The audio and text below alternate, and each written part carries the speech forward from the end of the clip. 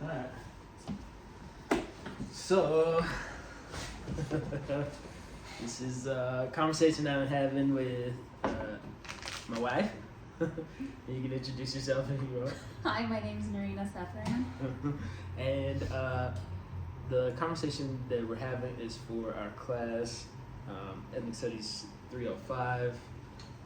It is on race, class, and gender. It's about like intersectional approaches to talking about these issues.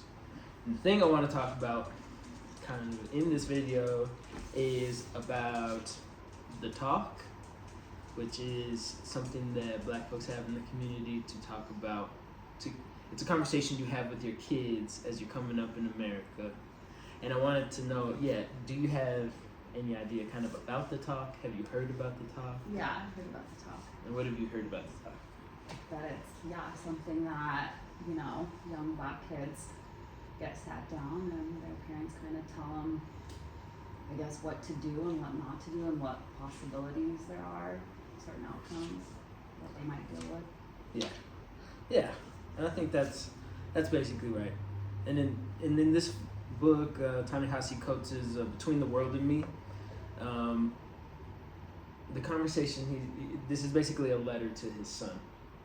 Okay. And he's writing it as the talk that he will have with his child, basically telling him, all the things that you just said, that America is based in this system that is prioritizing certain people into different classes based on this racial distinction, right? Do you have kind of an idea of how race works? Do I have an idea of how race works? Right. I know it's a broad question. If you could put it in like a short definition, how do you think that like race is like produced and then how it functions? How is race produced? Yeah. Like how do we come about thinking that there's different races of people? I guess. I feel like this is a trick question. It's not. I just need how do you feel, honestly? How do you feel that, like, do you think that race is real?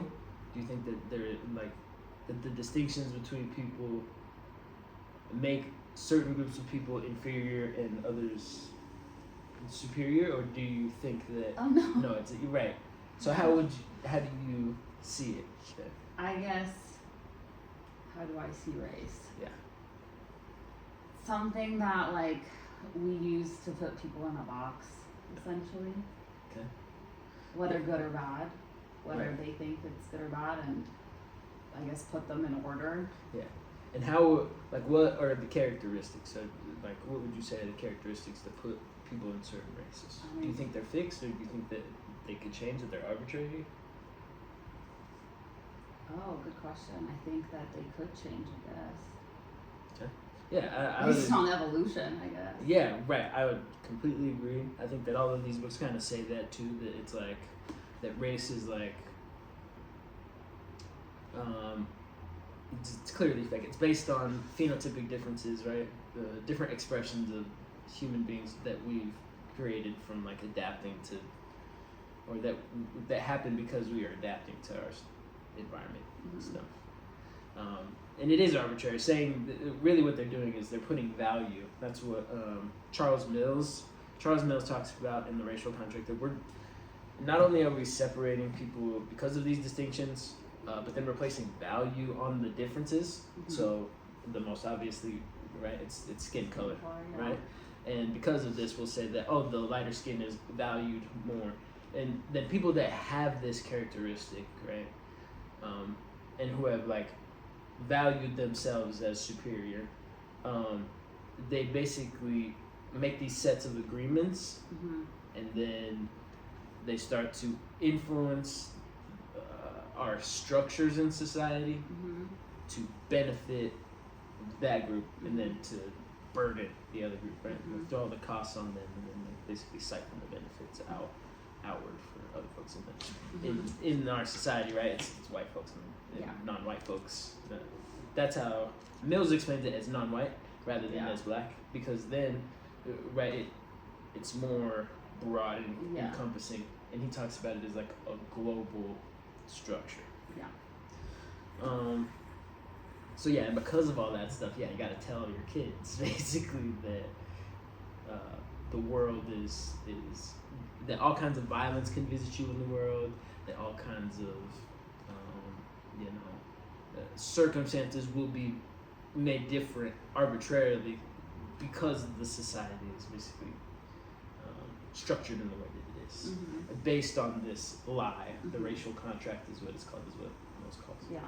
And yeah, so like yeah, based on all these agreements, right, where we're doing all this stuff, then everything we produce has that inside of it, baked inside of it. And that's why when we talk about the system is corrupted by like racism and all this stuff, that's what we mean. And then in some of our other books, how do you think that affects women? As a woman, how do you think then racism would affect women? How do you think racism would affect women? Right. Well, I guess let me ask you this way. Do you believe there's a bigotry against women, correct? Yeah. Right. And then do you think that inside of this dynamic, this gender dynamic of like men superior and women made inferior or exploited and all that stuff, do you think that it's different for different racial groups of women? Yeah, for sure. Yes. Yes. And then to bring in the class element, I guess. How do you see class? Like, how would you think that we like? Yeah, I guess how would you just explain it? I guess based on monetary things. Yeah. But is there like a simple term you'd use to try to like, I guess, explain what it is? The haves and the have-nots. Yeah, awesome, cool. Yeah. That's like it's like the standard go-to, right? Haves and have-nots. And then in all of our books, basically, we're explaining how like gender, race, and class are kind of it's co-constitutive. So they're making themselves. They are interrelated, and then they are like they keep sustaining and maintaining each other and just working to keep the cycle of exploitation going. Yeah. And so how does I guess misogyny and sexism and gender bias like affect your life? Well, I think an easy example is when when I walk through crowds. Yeah. When I kind of like bulldoze my way through a crowd, right? Because I am a small little girl and I want to make sure that like I don't come across that way. Right. We actually talk about that hood feminism.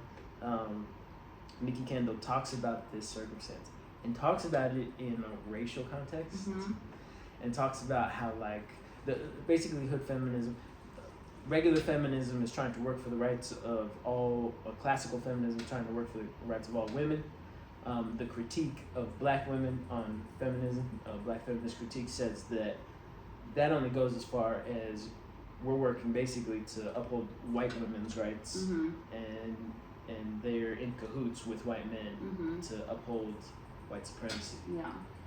And so, and the book talked about like similar situations, right, where like brushing through crowds versus folks who kind of sidestep and do those things. That those are like consequences also of race. I think as women we try to make ourselves what we've been taught is to don't look like a target. Yeah. So if you look what's called bitch face, so if you have that, you kind of look like you're going to be mean and you're going to be trouble. So ideally, a kidnapper won't take you. Yeah. Which is most likely a man. Right. And then and even when we think it's going to be some random person, right? The statistics all tell us that it's people that are closer. It's the people who are right next to you that are going to end up doing that. So don't violate me. No, I'm just kidding. Okay. But no, I think that's good. conversation. But some of the things I just loved about this, and I'll definitely be reading this to our child. Yeah. So how are you? I mean, I'm definitely thinking that you have to have that conversation. Yeah, right. Yeah.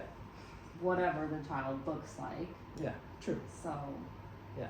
Not that I'm looking forward to that talk, but I'm interested to see how you're gonna handle that. And I think Ta-Nehisi Coates does a really good job. One of the things he says is that he, on the night that, I can't remember if it was Freddie Gray, there was a death of by police, a police shooting of a black teen or a black person in the community, and I forget which one he referenced specifically, but he says after that had happened, his son was crying in the room for 5 minutes. He let his son cry, and then immediately didn't go in there and try to console him and try to tell the lie that it was going to be better, because as we learn about this system, we know that it's something that you have to struggle through to change. That change is hard, and it takes that collective action, and then like all these things. So he just wanted to be able to educate his son about the reality of what was happening from a perspective that he could,